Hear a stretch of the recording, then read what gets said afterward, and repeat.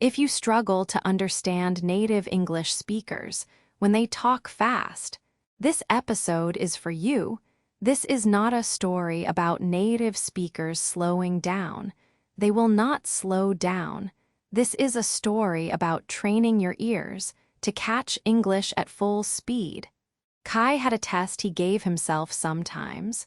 He called it the elevator test.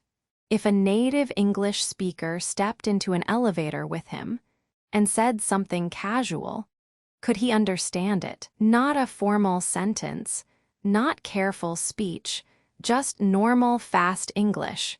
The kind people use every day without thinking. He almost always failed the test, not because he did not know English, because the English he knew and the English he heard were two different things. Kai had studied English in school for 6 years. His teachers spoke clearly, slowly, one word at a time. He had watched English videos with subtitles. He had read English articles. He had passed English exams, but when he moved to a new city for work and started hearing real English every day, he felt like he was hearing a different language. People spoke without pausing between words. Sounds he expected to hear were missing. Sentences arrived and ended before he could process them. He understood maybe 60%. The other 40% was gone before he could catch it. One afternoon, Kai was in a meeting. His colleague Jake was explaining something. Jake spoke at normal speed, natural rhythm, the way he always spoke. Kai caught most of it. But there was one moment. Jake said something quickly, a short phrase, 4 or 5 words. Kai did not catch it. He nodded anyway. After the meeting, he realized he had nodded at something he had not understood. He did not know what he had agreed to. That evening, he thought about the nodding. He had been nodding at things he did not understand for months, pretending, hoping it would not matter. Hoping nobody would notice. He decided that had to stop. He started researching why fast English was so hard to catch. He found 3 reasons that surprised him. The first reason was connected speech. In slow, careful English, every word sounds like the word you learned. In fast, natural English, words do not stay separate. They connect, they blend, they change. What are you doing becomes what are ya doin'. I don't know becomes I dunno. Did you eat becomes did ya eat. Let me becomes lemme. Give me becomes gimme. Going to becomes gonna. Want to becomes wanna. These are not lazy speech. This is how English actually sounds, when native speakers are comfortable. Kai had learned the written versions. He had never learned the spoken versions. So when he heard them, his brain searched for a match, found nothing, and gave up. The second reason was weak syllables. In English, not all syllables are equal. Some are stressed and clear. Some are reduced to almost nothing. The word tomorrow sounds like tea-morrow. The word today sounds like tea-day. The word because sounds like because. The word about sounds like be-bout. These unstressed syllables happen so fast that if you are listening for the full word, you miss the whole thing. Kai had been listening for full words that native speakers almost never say. The third reason was processing speed. Native speakers speak at 150 words per minute, sometimes faster. That is less than half a second per word. Kai's brain could process English, but not at that speed. Not yet. It was like reading a book, while someone kept turning the pages faster than you could read.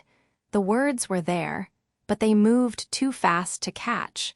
Kai understood the problem now. 3 things were working against him. Connected speech he had never learned. Reduced syllables he had never heard. A processing speed that was too slow for real conversation. He needed to fix all 3, but he started with 1. He started with connected speech. Every day for 10 minutes, He found a short clip of natural English conversation, not a formal speech, not a news broadcast, not a lesson, two people talking, casually, at natural speed. He listened once all the way through. Then he focused on one short phrase he had not caught. He rewound. He listened again. He listened again. He wrote down what he heard. Then he checked. Sometimes what he heard was completely different from what was said. That gap was not a failure. That gap was his training target. He stayed with that phrase until he could hear it clearly. Then he moved to the next one. After 2 weeks, he added something. He started shadowing, not full episodes, short phrases. He listened to a phrase, he paused, he repeated it out loud. Not to practice speaking, to train his ear through his mouth. When you say a phrase out loud, your brain processes it differently than when you just hear it. You feel the rhythm, you feel where the stress falls, you feel which sounds disappear. Saying it out loud made the pattern stick, in a way that just listening never did. 3 weeks in, something shifted.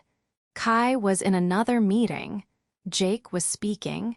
At normal speed, natural rhythm, Kai caught a phrase he would have missed before. A connected phrase. Fast and casual, he caught it. He did not stop to marvel at it. The meeting continued. But he noticed, and that evening he thought about it. Not dramatic progress, but real progress. One phrase that used to be noise was now meaning. 2 months later, Kai gave himself the elevator test again. A colleague stepped into the elevator, said something casual, fast, natural. Kai understood it. He answered. The colleague laughed. The elevator arrived. They went their separate ways. Kai stood in the hallway for a moment. He thought about 6 years of school English. He thought about subtitles. He thought about nodding at things he had not understood. Then he thought about 10 minutes a day, short phrases, rewinding, shadowing out loud. 2 months, the elevator test, passed. Here is what Kai learned. The gap between textbook English and real English is not a mystery. It has specific causes: connected speech, reduced syllables, processing speed, and specific causes have specific solutions. You do not need to ask native speakers to slow down. You need to train your ears for the speed they actually speak. That training looks like this. Find 2 people having a casual English conversation. Listen once. Find one phrase you did not catch. Rewind. Listen again. Write what you hear. Check. Say the phrase out loud 3 times. Move to the next phrase. 10 minutes a day. That is enough. Because the English you need to understand is not the English in your textbook. It is the English in the elevator, in the meeting, in the hallway, in the small moments between everything else. And that English is learnable 10 minutes at a time.